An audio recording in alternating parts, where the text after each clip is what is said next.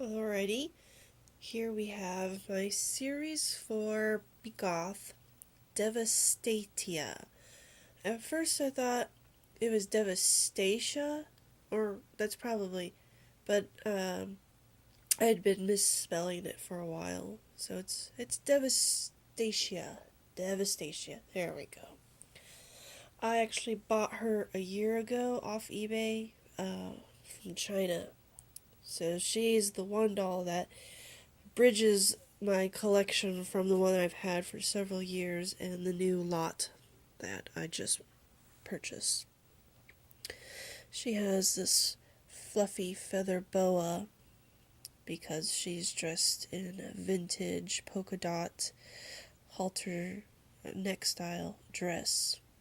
Black, white polka dots slit on the side, and it does have a train. It's a long dress, so it covers her shoes and it can actually go under, so I always display it with her dress fanned out. This white corset with its little beads here is actually removable with the brackets, and it's separate from the dress. I've actually removed it and put it on one of my Barbies, and it looks fantastic.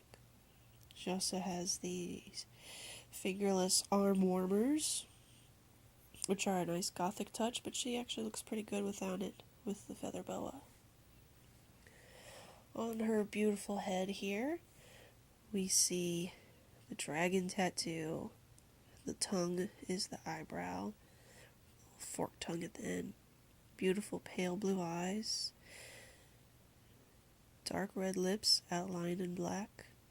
She has 3 dots by this eye with a little red blood drop.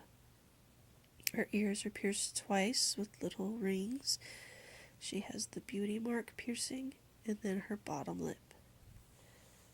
She also has long black hair, but they put it up in a top knot, and the rest just lays flat. Her hair's not going to be as long as the others when I take it down, if I take it down, but I'm not going to. I like it that way. She has these 2 long strands of teal green hair, and you can see that they've been kind of forced in a position where they've been like pulled back, and it's fine. And the teal really stands out. It's kind of nice. I think that if it were really any other color, it could be just kind of lost with the dress. If it was white, there's already too much white with the boa and the corset and all the dots. If it was as blue as her eyes, it would kind of have a ghostly look to it. And I'm kind of glad that it's a nice dark shade, but it's still bright. Down here, she doesn't wear the knee-high boots like most. She has these short, chunky, platformed shoes. These were like all the rage in the 90s, I remember. There's some little bit of like a sticker residue stuck to the back of this one. Also, with the dress, there was some sort of sticker tag. And I haven't been able to completely scrub it off yet.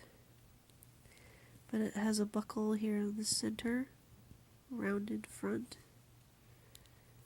These would definitely hurt if you kick somebody. I used to walk around in shoes like these because, well, it made me taller, and they were pretty fear-invoking for the guys that would try to pick on me or something.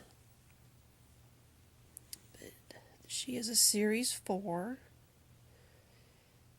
Devastatia. She's kind of like a movie star. Series 8 was 3 girls that were done in the old classic vintage movie style, and I think they kind of were inspired by her look. I don't have any of them, but she would definitely fit right in their little group.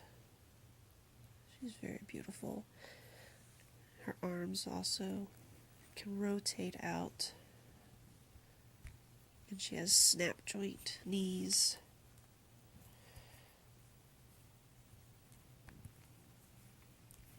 And they can sit. They're not as posable as Barbies, but they are still their own.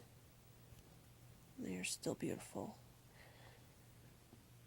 I only paid like $13 for her too, which was awesome.